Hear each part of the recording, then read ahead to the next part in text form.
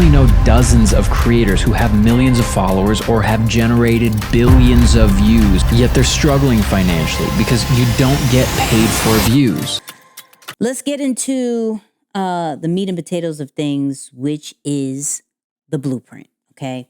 And crazy enough, we've covered the creator economy quite a few times in a very high light of things, right? Now, I was scrolling on TikTok and I saw this creator, I think his name is Christopher Claffin or whatever. I messed up your name. Know my heart. I'm bad with names, right?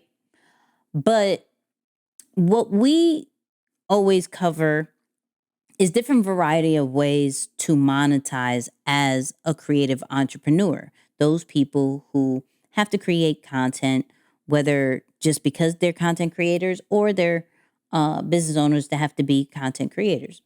And so one of the ways is like, okay, get paid on the platforms, these views, these brand deals and sponsorships. Well, he has a different view of how the creator economy, especially when it comes to the content side, isn't what you think it is.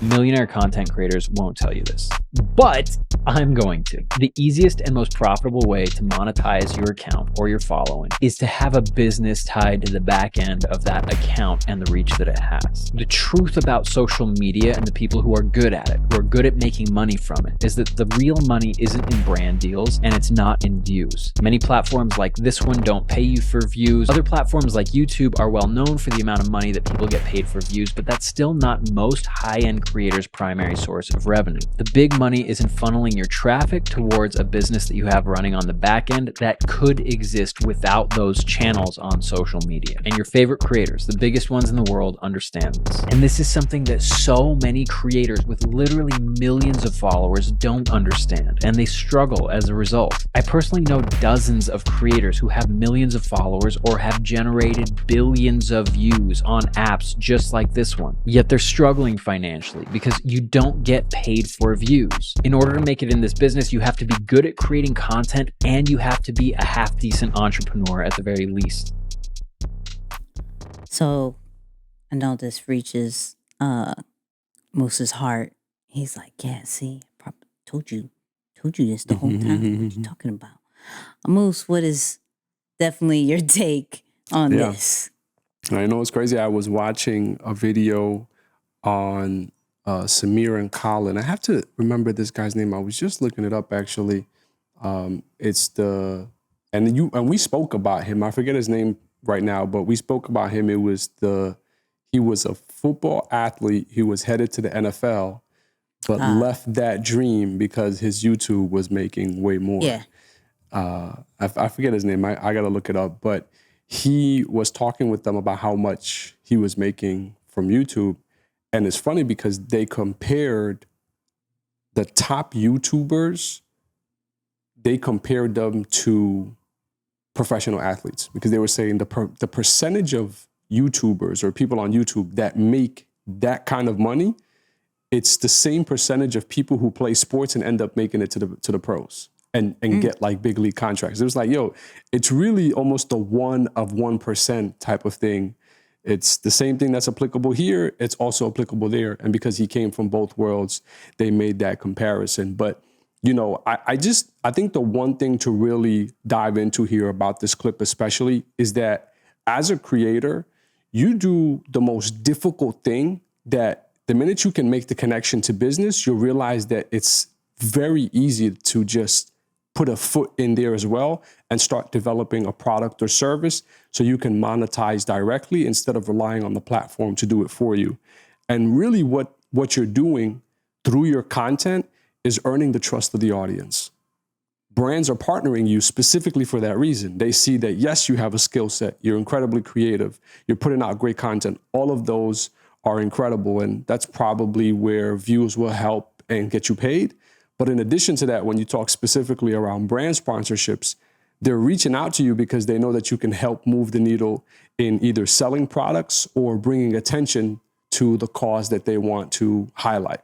Now, the minute you start to see that as a creative, oh, they're really coming to me, yes, for my skill set, but in addition to that, it's because I have the attention and the trust of my audience.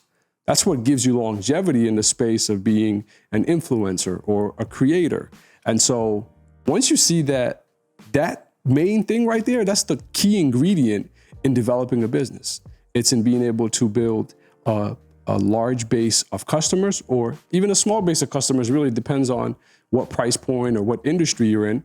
But once you know that that's there, and then you have the trust of those people to follow through and actually buy from you, you don't have to rely on other companies. Now, I know there are some things that are a little bit more difficult, or it's less attractive when you have to ask for the sale, as opposed to say, oh, I got sponsored, or this brand reached out, or you're just doing what you love. I know it's a little uncomfortable having to ask people for the sale, but at least you know you can have more control over your income and not have to see any crazy drop-offs after you build a lifestyle that is of that caliber. I think that's the tough part there. See, I like when you geek out. It's great. It's great. So if for those people who that may have went over the head, all he's saying is, nah, nah, boo, boo, I told you. You know what I mean? Nah, nah, boo, boo, I told you. I told you, okay? These little coins you get for views is nothing. So I think it is a matter of just making sure that you have multiple ways to have income as a creator, right? Now, as we look at those that we've gone over on our podcast, and then just some of the top, let's say, YouTubers, TikTokers, anybody, Instagrammers, whoever is making money, 9 out of 10 times, they do venture off to some type of their own business, right? Content creators eventually turn business owners. Business owners turn into content creators, but content creators eventually turn into business owners. Why? Because it's just smarter to possibly have 100% of the profit than rather than 10, or rather than a quick payout. So, and plus you have more control. I'm big on that per se, where brand deals can come and go. The platform can act real funky, and what you may be relying on can definitely dip crazy. It happened to us on our YouTube channel, right? But when you own the product, when you have the service, when it is your business, the energy that you put towards it is what's going to determine what comes into your bank account.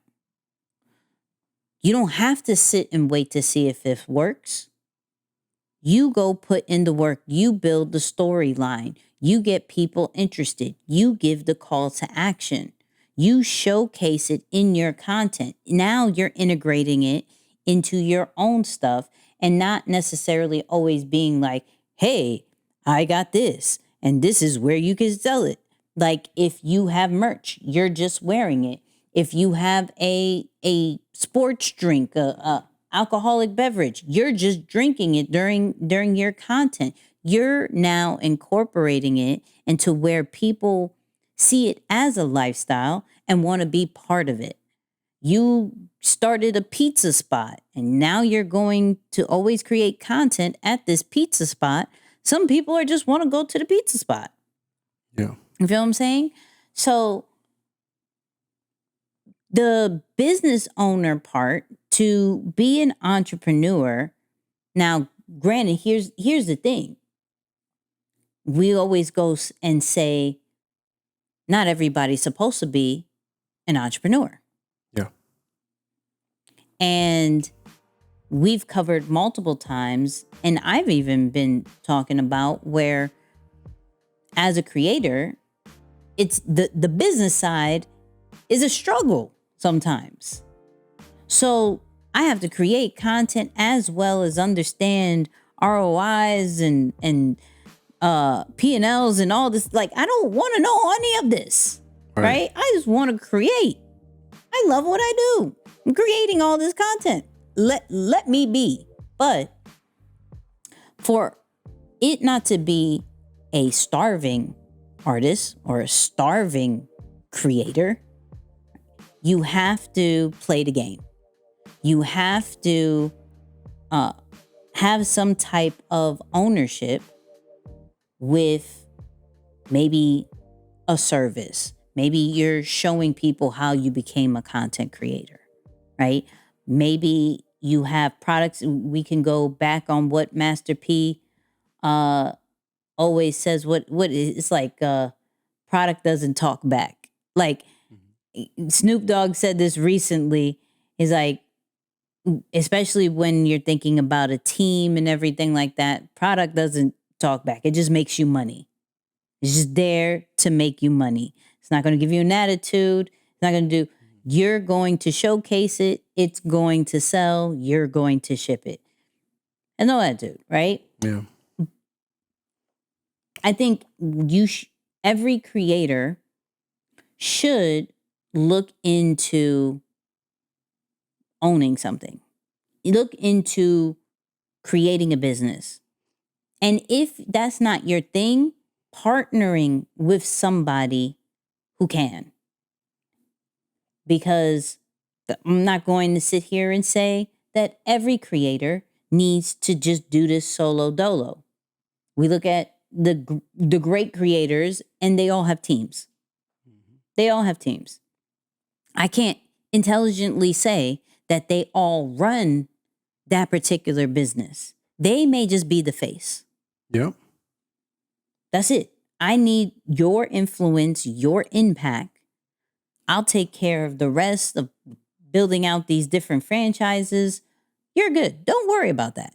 You are the creator. You're going to make the storyline. You're going to, and that's what's great about content creators, creative people who are going into business is that they have a better understanding of branding because they can instantly do storytelling.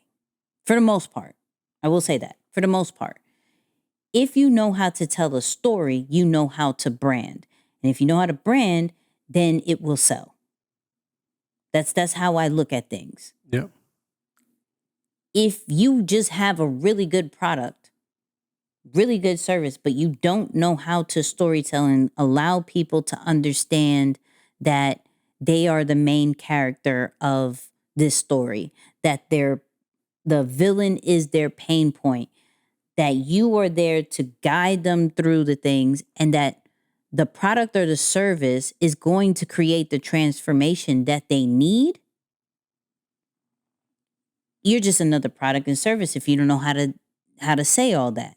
You're just another product and service that won't necessarily scale because how are you showing that you're different? Mm-hmm. So even with, from a personal experience, we've been working on this merch situation. So this is why you may be seeing some things with like the creator. I'm a creator, build digital wealth. But now it is more of how do we make it into an experience and not just merch, right? So that it kind of goes along side by side with my creative side. Mm-hmm. So for my creators out there, don't feel as if you just, I gotta do the regular smegular business stuff. You still are able to brand it and shape it in the way that makes you excited, right? So if you have, if you do digital products, if you sell, merchandise, cards, sports drinks, whatever, you still have to make it make sense for you. Mm-hmm. Yeah. And don't just go to, I gotta be Nicky and Moose said, I gotta get a business now. I'll sell phone cases just like how Moose did before. and that's not your thing. Yeah. Yeah. No, and you started at probably the most important component by saying it's okay if it's not common to you. Just get with somebody who does, or get somebody who is comfortable having those conversations. But yeah, I think the big takeaway here is you're doing the most difficult part already. Mm-hmm. You're already involved and carrying the larger part of the weight. Now, the other business side, from an outside, we look at it as, okay, it's more technical. It's almost like dressing down and dressing up. Yeah, dressing up requires a little bit more work. It looks sophisticated. It might even be a little intimidating, but you're doing the biggest part of it as a creative. Like you're the designer in this case, right? So I think just starting to get comfortable and seeing yourself in that role to some capacity, it's going to open up the doorway. And we've said it on some episodes in the past where we said every why person needs a how person, right? That's the natural fit. So yeah, I or you're love gonna that. struggle. Or you're gonna struggle. Unfortunately. Yeah, I think you could still get a start in business as a great storyteller. You probably won't scale like to a very, say, large operation, smoothly running and all of those things. You could still start though, because I see it all the time with great storytelling, as you mentioned, capturing people's hearts and attentions in a way where people just want to support. They don't care for the incredible customer service and all those things. They can almost wait on some of that because they just want to support the movement or the person. And then eventually when it becomes a full-blown business, that's where I think customer expectation comes in and you're forced to make the pivot into, all right, let me get an operator. Let me get someone who can really run the day-to-day, who can help me turn this into a full-fledged business. But yeah, I think just bare minimum starting with, oh, shoot, if I'm already doing half the work, then why not bet on me? That's a great start. Yeah, I agree. I think one of the things that maybe, I won't say all creators, I'll say some creators may struggle with when it comes to a business thing is trusting the vision to others, right? Like handing it to somebody else, you're saying? Mm-hmm. So, okay, got it. I gotta create a business, or I have this thing that I can create something with. Cool. I need a team. Great. Now with content creators, for the most part, in the beginning, until you extremely scale like Mr. Beast kind of vibes, you could create on your phone. You're editing on your phone. You're editing on your laptop. Like you have more control of the vision and how it comes out, right? As you now grow a business, it's like, hold on. I got to share this vision. And then I'm hoping that you know what to do with this. Oh man, this, so that I would ask you like how, because I'll be honest, I've gone through it, ups and downs with it myself, right? But from you being more on the business side of things, what can help connect creatives going more into that entrepreneurship role when it comes to sharing their vision to a team and making sure that it stays on course? Yeah, I mean, just be prepared to repeat yourself. And knowing that repeating yourself, it's like, just be prepared. I'm going to be honest. Make sure you can repeat yourself over and over again. Yeah, no, because I'm just saying, and I'm just saying that, and the reason why I'm saying it really is because just because you have to repeat yourself doesn't mean it's not working. I think there's the frustration of, but I already told you this. Right. Yeah, but I love that example of saying, expecting someone to see your vision is like taking off the glasses that you use to read and giving it to them and say, all right, here, use these so you can see. It's like, no, but this is not my prescription. I can't see with your glasses. So you really have to help almost train me to see through your lens and through your perspective so that I can start gathering some insight as to what are we really after here. And I never really understood the importance of a vision until recently, where I realized that I have to step into a role to some capacity where I'm now being the visionary and not just the business person.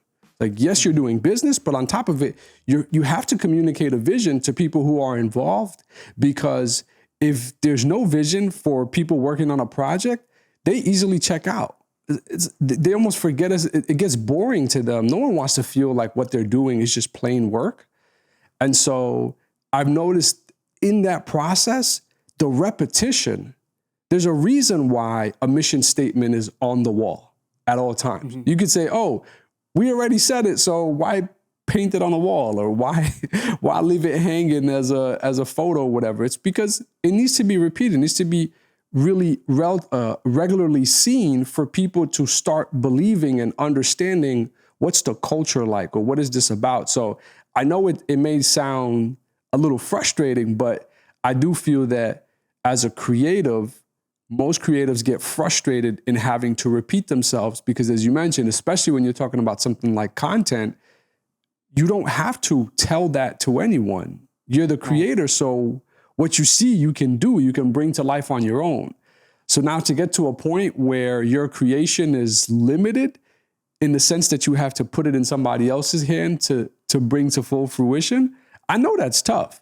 But I think the repetition of communicating what it is and why it's important and how those involved will benefit, and really planting that long-term seed, I think it plays a big difference. And I always give you credit for that. I say you've done a phenomenal job in really standing in the toughest of times to say, I'm in this for the long haul. All right, this is an L, not happy with how it went, but it's okay because I'm in it for the long haul. And so over time, when you're working with someone who's showing that type of example, they inspire you to want to, bare minimum, match their efforts. Right? Like I could say that about me. I didn't really think about myself ever being in podcasting or content or social media, anything really. I knew I had a heart for what we were doing, and that's all I cared about. And my business experience, or even just know-how, I never even connected them together. And it wasn't until seeing your dedication and your consistency to the podcast and sharing the reviews and doing the content and doing this, it's like, damn, it's difficult to be average or not as invested when you're working with someone who's super invested in something. Mm-hmm. So I think you could also think about it from a sense of you could either share the vision or act on the vision. It's like there's two types of leaderships, right? Like you could share, you could be the talker, you could be the great communicator who just inspires through your words. Or you could be a person who's just about, they lead by example. They just do. And those who get it will eventually follow suit and say, okay, yeah, nah, I can't just let her be out here like this on her own, right? Like I want to match my effort. I want to at least try and attempt to get accustomed to being on camera, or get passionate about podcasting, or understanding where's the opportunity here and what we're after, in the grand scheme of things. So that's what I will say. It could be frustrating, but I think that's definitely the way to get those two people together. We will definitely continue this on the after show.